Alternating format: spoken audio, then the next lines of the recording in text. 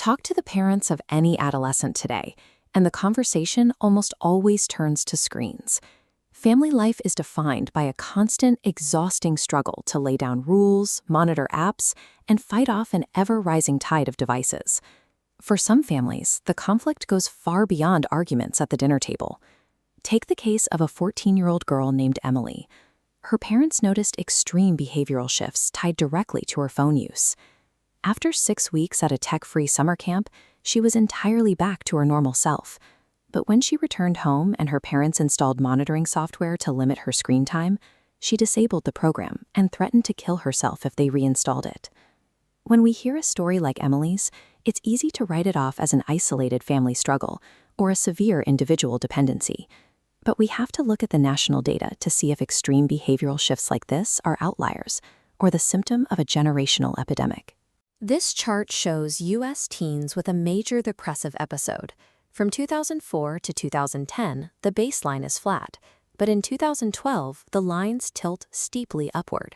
Depression became 2.5 times more prevalent, increasing 145% for girls and 161% for boys. Human genetics do not mutate overnight. There was no global economic collapse or catastrophic war in 2012. A synchronized international collapse in mental health across all social classes points directly to the sudden introduction of a new environmental pathogen. To identify that pathogen, we have to conduct an epidemiological investigation of the early 2010s and isolate exactly what changed in the daily environment of adolescents. The first instinct is pointing to the smartphone itself. Apple released the first iPhone in 2007, but the hardware alone didn't trigger the mental health collapse. The actual threat was the rapid mutation of the software running on those screens. In 2009, social media platforms introduced like and share buttons, creating instant, exponential feedback loops. By 2012, smartphones added front-facing cameras. The internet became a continuous fire hose of visual comparison, forcing adolescents to perpetually manage a curated public performance. The tech companies building these platforms optimized products specifically to maximize engagement. Much like the mid-20th century tobacco industry, they designed their products to be highly addictive, completely ignoring the unique vulnerabilities of preteens.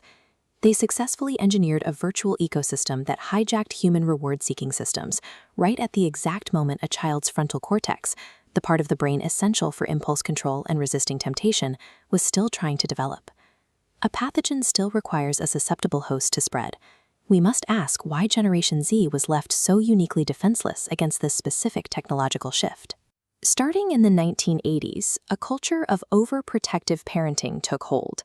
Driven by highly publicized, exaggerated fears of real-world dangers like kidnappings, adults began steadily restricting children's physical autonomy and freedom.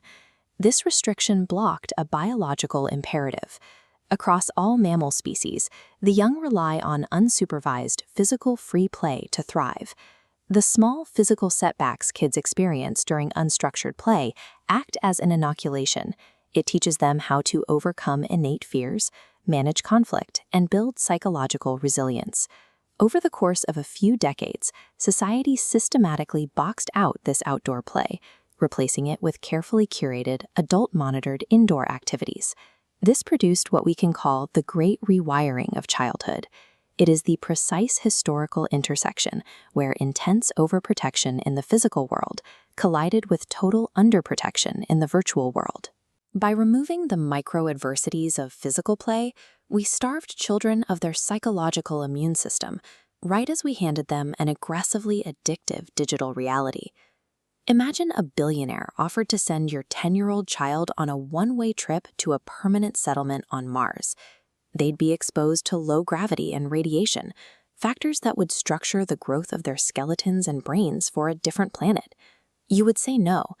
Yet society currently permits tech conglomerates to run a similarly extreme, unregulated experiment.